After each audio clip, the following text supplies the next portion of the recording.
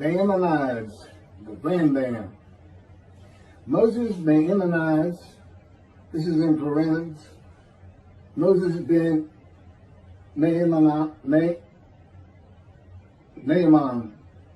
known in rabbinical literature as Rambam, from the acronym Rabbi Moses Ben Maimon, from 1135 to 1204.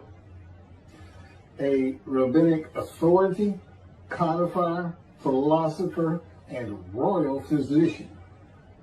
The most illustrious figure in Judaism in the post-talmudic era, regarded by many as the greatest Jewish philosopher of the Middle Ages, and one of the greatest of all time.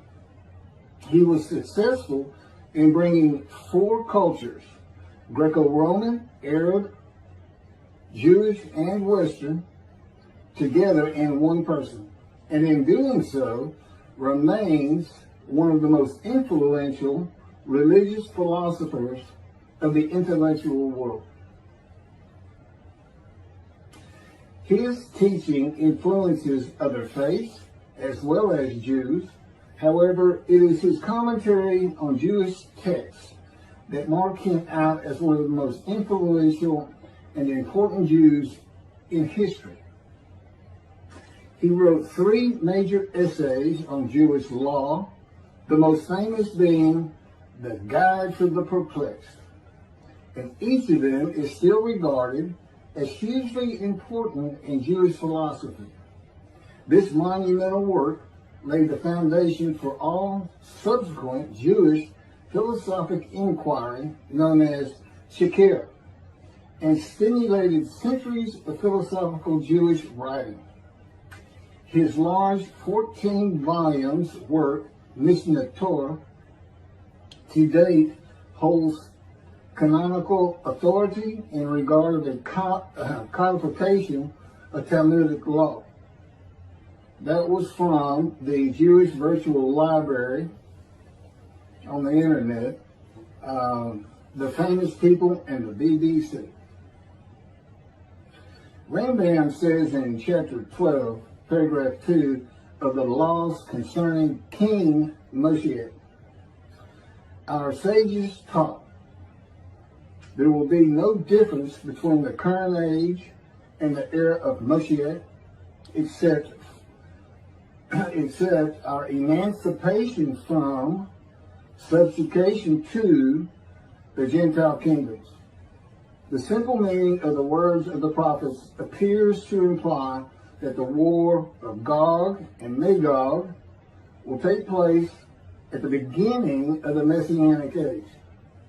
Before the war of Gog and Magog, a prophet will arise to rectify Israel's conduct and prepare their hearts for the redemption, as it is written.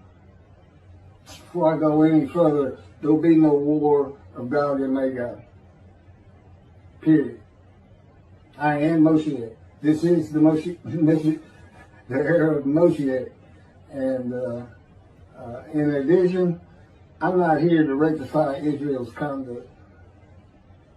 And I would like to think I'm preparing their hearts for the redemption, because it is here.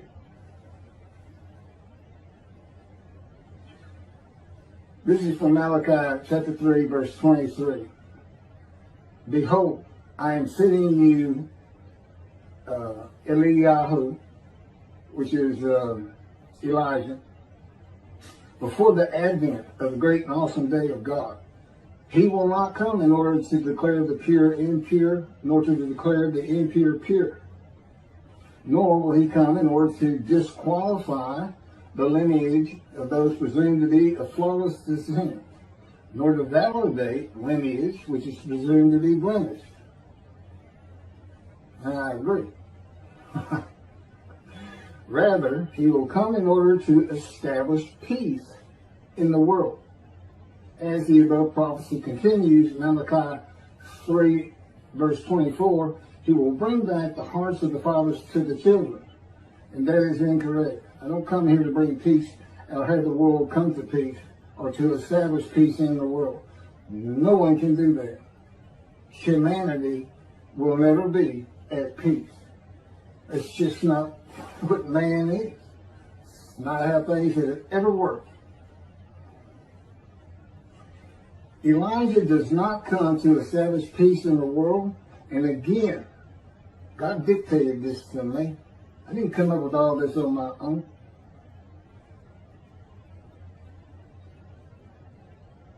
From the book Isaiah 53, In the Day of the Lord. Elijah does not come to establish peace in the world, but to make the many righteous by his knowledge in reconciling the sons to the Father and the fathers to the sons of the family members, one to another, of the Jewish people, by having them be mindful of the teachings God gave Moses at Horeb, and to the practice of Judaism. Okay, be mindful. That's an amendment to the first, the covenant between God and the Israelites given by Moses. It's just an amendment because they had to have strict compliance with 100% of the Israelites agreeing to it, that they would all abide by it. Today he's saying be mindful, and he's also saying it doesn't have to be 100% of the people, those who heed and revere and esteem his name. And he knows it's not going to be all of the Jews, notwithstanding the fact he has forgiven their sins and remembers their iniquities no more. And to be a messenger of the new covenant with sin forgiveness.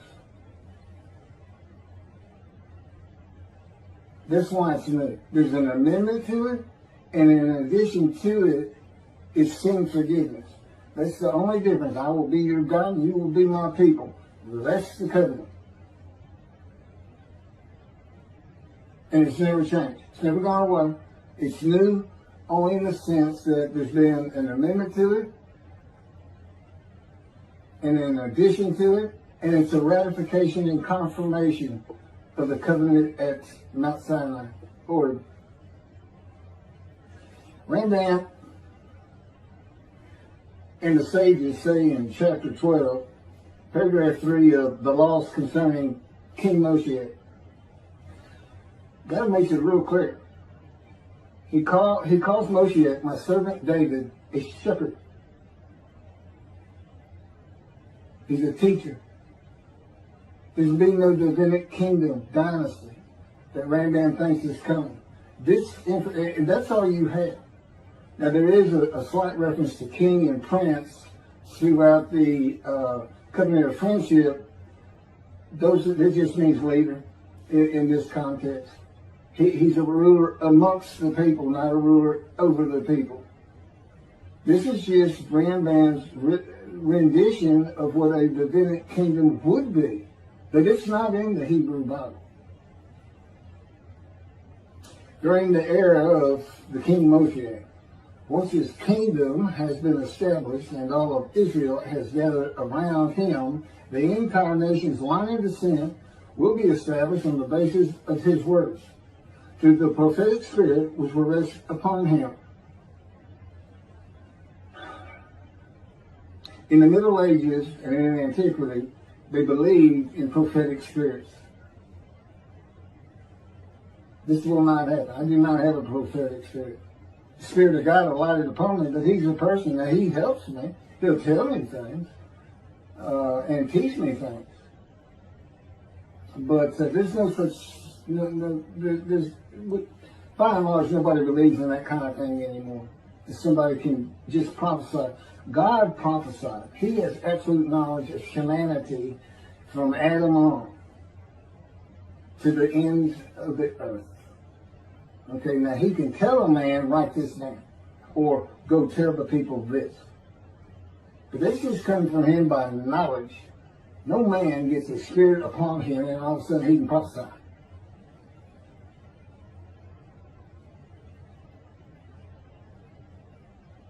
So no, the entire nation's line of descent is not going to be established by anybody, including not myself, and I am Moshiach, or God himself. So that's just not going to happen. As it is written, he shall sit as a refiner and purifier. He will purify the lineage of the Levites first, stating that this one is a priest of defined lineage, and this one is a Levite, a divine lineage. Rambam basis for this belief is a verse in the book of Ezra, chapter 2, verse 63. The governor said to them, they shall not eat of the most holy things until a priest arises who will wear the Urim and the Thummim. From this verse, one can infer that the genealogy of those presumed to be of unquestioned priestly and Levitical lineage will be traced by means of the prophetic spirit, and those found to be of such lineage will be made known. He will define the lineage of the Israelites according to their tribe alone, i.e., he will make known each person's tribal origin, stating that this one is from this tribe and this is from another tribe. It's not going to happen. And he's talking about Moshiach being the purifier. He got that wrong too. He shall sit as a refiner and purifier from the first paragraph of chapter 12. Paragraph 3 is not Moshiach. God purifies and refines. And he comes with Elijah and the angel of the covenant that you desire. Rambam says the prophetic spirit will rest upon the anointed one. The prophecy of the Hebrew Bible, the prophecies of God. I just gave you my summarization of before I read this,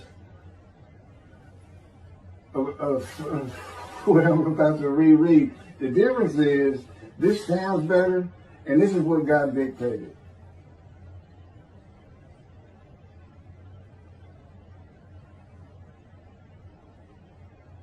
The prophecy of the Hebrew Bible, the prophecies of God.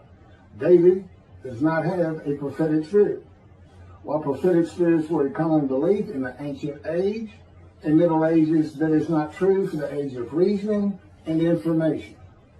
Isaiah chapter 11 verse 2 defines the attributes of the spirit that alights upon the anointed one as a spirit of wisdom and insight, a spirit of counsel and valor, a spirit of devotion and reverence for the Lord. There is nothing regarding a prophetic spirit, and even that is just what the Spirit of God lit upon me, and He has all these attributes, and they teach me, and they tell me as I speak to people how to do and how to be. But a spirit didn't just alight upon me in and of itself, and within God's Spirit is God Himself, His very presence, His mind. You know, it's a hard concept because Judaism never taught it, but it's in Ezekiel. I don't recall the chapter and verse, but God told Ezekiel, get up upon your feet. Ezekiel says, at that very moment, a spirit entered into me, and I could hear God's words. Couldn't hear God's words until the spirit entered into him. Why? They had to be inside you.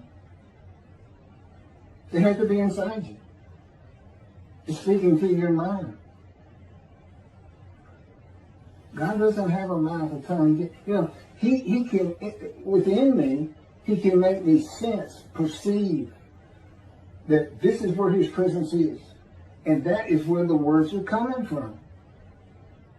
As though to my ear, even though it doesn't really seem like my ear, but it does seem like it's coming from over here, or over here, wherever He wants to do it. Spirit enters into you, and God is in His Spirit. And this is Malachi chapter 3, verse 2 through 5. But who can endure the day of His coming? And who can hold out when He appears? For He is like a smelter's fire and like fuller's lye. He shall act like a smelter and purger of silver. And He shall purify the descendants of Levi and refine them like gold and silver. So they shall present offerings in righteousness. Then the offerings of Judah and Jerusalem shall be pleasing to the Lord, as in the days of yore, and in the years of old. But first I will step forward to contend against you, and I will act as a relentless accuser against those who have no fear of me. This is God, and not David or Elijah. It's God. And what does he say? I will act as a relentless accuser. He says when in Moshiach is here, his servant David is here, he says, I'm going to have a reckoning and dismiss the shepherds of the flock, the rabbis. I'm going to have a reckoning and not dismiss them. Primarily for teaching this Messianic Era. Secondly, for ignoring his prophet. That would be me. Shunned, despised, and held of no account. That's how they've been treating me for years now. God's been with me 13 years to prepare me for this, and that's how they treated me.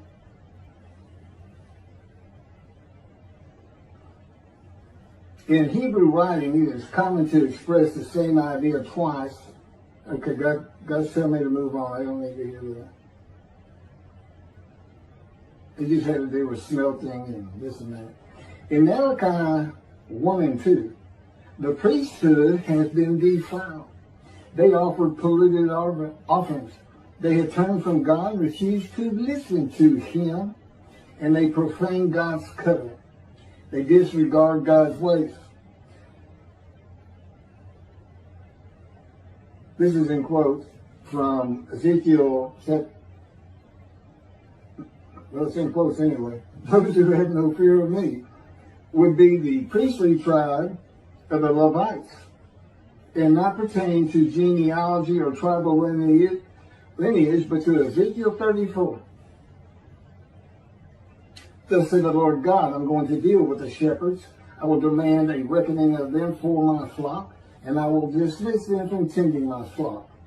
It's Ezekiel chapter 34, verse 10. Then I will appoint a single shepherd over them to tend them, my servant David. Again, that's Moshiach. He shall tend them. He shall be a shepherd to them. Not a king. I, the Lord, will be their God. My servant David shall be a ruler among them. I, the Lord, have spoken, and I will grant them a covenant of friendship.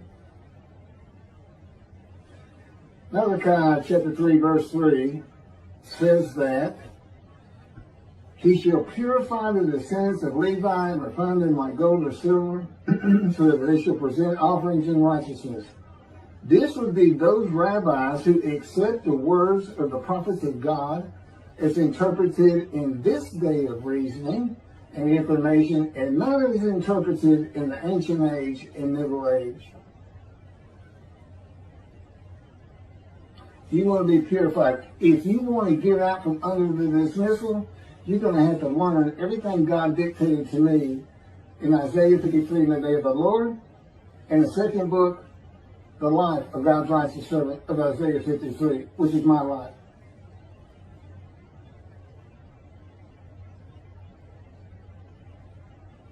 That'll purify you. That'll get you back on the scroll, remember, so you can see the heaven God is creating. When they live there, still ain't good. The era of redemption, restoration, and exaltation versus the day of the Lord, as found in the book. Rambam and the sages interpreted it as a prophecy that Moshiach, with a prophetic spirit, will determine the lineage of the priests and Levites from a verse in the book of Ezra. I've covered this. Anyway, the government said to them, they shall not eat of the most holy things until a priest arrives who will wear the Urim and Thummim. This has nothing to do with genealogy of Levites today, or purification and refining, or a prophetic spirit on Moshiach. This is not a prophecy of a high priest arising. And it is not Moshiach, but an answer to those that could not prove they were Levites. when the verse is put into its proper context. This is Ezra, chapter 2, verses 61 through 66. Of the sons of the priests, the sons of Habiah, the sons of Hakuz, the sons of Barzillai, who had married a daughter of Barzillai and had taken his name. These searched for their genealogical records, but they could not be found. So they were disqualified for the priesthood. The Chakirah ordered them not to eat of the most holy things until a priest with Urim and Thummim should appear. It was just a specific instance. In the Hebrew Bible, the Urim and Thummim are elements of the breastplate worn by the high priest attached to the ephod. They are connected with divination in general and cleromancy in particular, a belief in antiquity and the Middle Ages rarely believed in today. Two objects used by the high priest to answer a question or reveal the will of God. The ephod was made of fine linen and consisted of two pieces which hung from the neck and covered both the back and front, above the tunic and outer garment. Cleromancy is a form of sortition, a casting of lots. A casting of lots in which an outcome is determined by means that normally would be considered random, such as the rolling of dice, that are sometimes believed to reveal the will of God. Casting of lots, the will of God.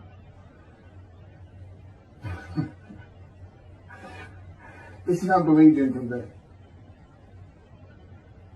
Ezra is not a book of the prophets. Chakirah was not a prophet and did not speak the words of God. Few people believe in divination and cleromancy today, matters and things of the Hebrew Bible written for an era gone by. In summation, as great as this man was, and we're talking about the year 1200 or so when he died, born in the 1100s, he was an incredible man, there's no doubt about it. But he didn't have the science, the medicine, the knowledge, the information, the ability to get information that we have today. It's a different time. We just don't believe in some of these things they believed in. You can't just say or say, just say. Now, Rambam also, I can't believe it's not in here. He said Moshiach is going to perfect the world, and the entire world is going to speak Hebrew. Okay? And he gets that from Zephaniah chapter 9, verse 10. God says, and I think most people have heard this phrase, they shall be a people of a pure speech. He takes that to be the people of the world. Well, the only problem is that, read verse 9. In verse 9, God talks about his anger against the world and how he was actually terminated with fire. He's not talking about them. He's just talking about his people. The peoples of the Jewish people. And guess what? Today they are a people of pure speech in Israel. See, the only time an ancient language has been revived in the modern times, and that's Hebrew. That's their official language, along with Arabic in Israel. So it was a true prophecy of God. They should be a people of pure speech, but he's only talking about the Jewish people. When he says the people, he's talking about his people. If he's talking about the people of the world, you know what he's going to say? The people of the world. His people. The Jews. Okay, well that's all I have on Rambam. Again, I'm surprised not on Rambam. Thank you very much for listening.